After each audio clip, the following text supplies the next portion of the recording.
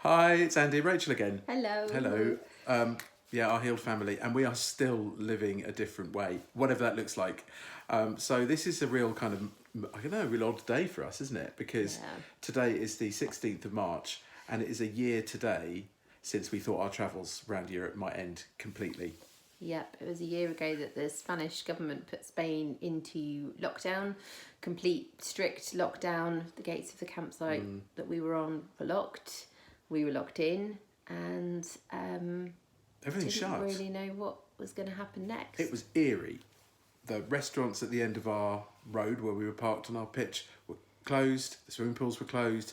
There was barrier tape all over the kids' playgrounds on site. No one was allowed into the site. We were okay if you were there. And we were in, limbo, I guess, weren't we? We it had was a no big change overnight. idea. And there was a real sense of what next for everybody. It was full there of the campsite where we were stopped, full of motorhomes and caravanners, largely Mostly Brits. And older than us, I guess, kind of seasonal sun seekers, and no, well, what next? But most people weren't in our situation with 3 kids and enjoying, hopefully, and enjoy full-time motorhome living and travel.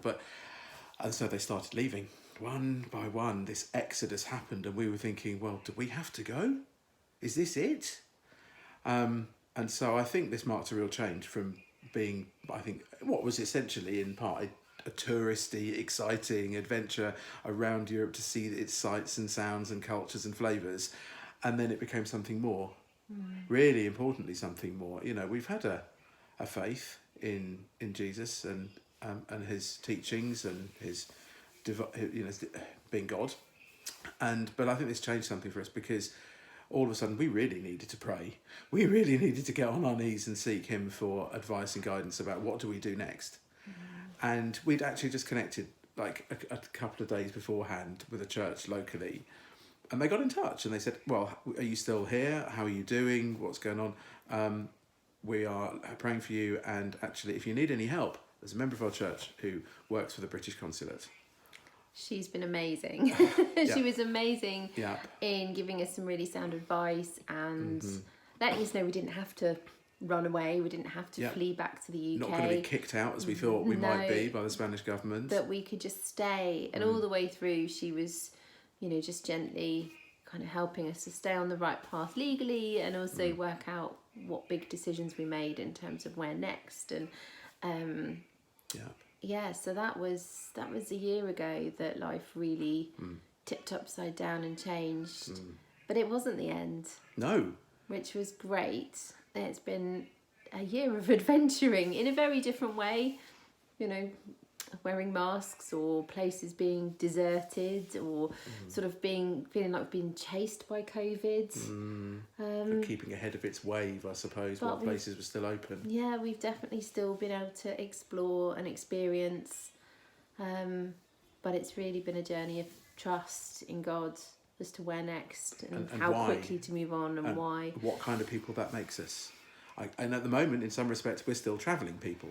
So today is day 8 of quarantine for us. And for those of you who may know, that means the second and hopefully final COVID tests took place, much to the delight, I'm sure you'll agree, they wouldn't, of our children, who were as good as they could be.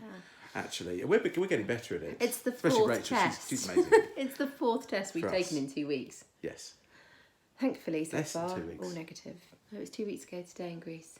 Oh, of course. Yes, it was. Yes, we left Greece 2 weeks ago today.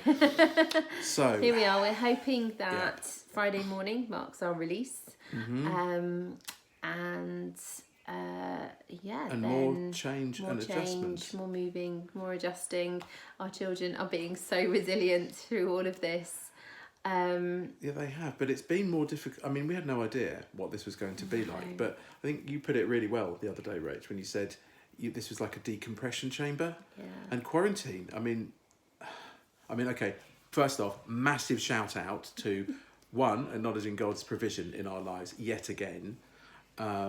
This is a deepening of faith for us and how we choose to live, and that isn't. I'm not relying on a mortgage right now for a roof over my head. I'm relying on the provision of God and some amazing friends. You know who you are. You'll probably watch this, and we love you to bits. We love and thank you. you We love for your house. inconveniencing yourselves and lending us your beautiful home with its space And its trampoline. and a trampoline. With 3 children, you need a Especially trampoline if in they're small quarantine. and energetic.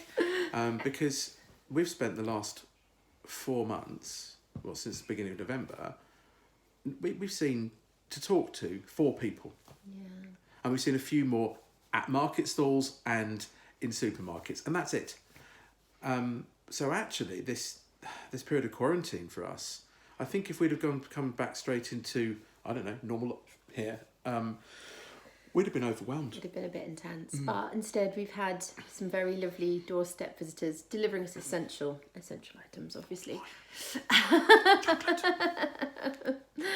So takeaway.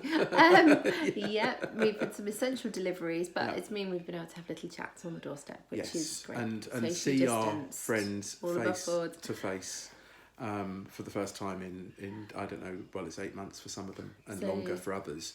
So We've really appreciated that, but it is definitely a weird sort of feeling of limbo a little bit. I don't think any of us have quite known what we're supposed to do at points. 4:30 in the morning. We've eaten a lot of cheddar and enjoyed hot cross buns and Easter eggs and things that we've not had for a Things that are while. quite classically British that are just unobtainable in The level of the part wine has Greece we're in. improved over Greece's wine.